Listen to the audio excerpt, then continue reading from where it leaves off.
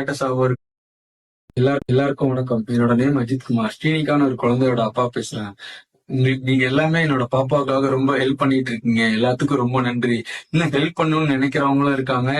அவங்க எல்லாமே நீங்க மட்டும் ஹெல்ப் பண்றதோட இந்த விஷயம் முடிஞ்சிடாது.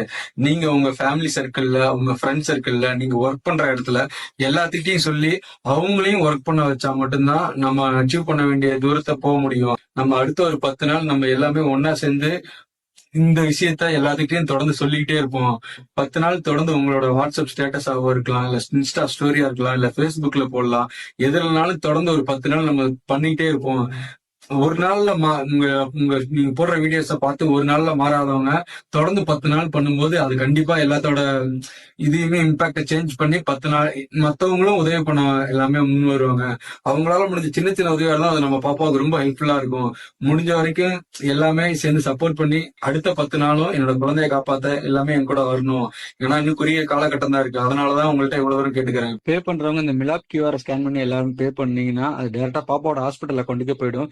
பயோல நீங்க மத்தவங்களுக்கு ஷேர் பண்ண வேண்டிய வீடியோஸ், போஸ்டர்ஸ் எல்லாமே நான் பயோல அட்டாச் பண்ணிருக்கேன். ப்ளீஸ் எல்லாமே இதை யூஸ் பண்ணிக்கோங்க.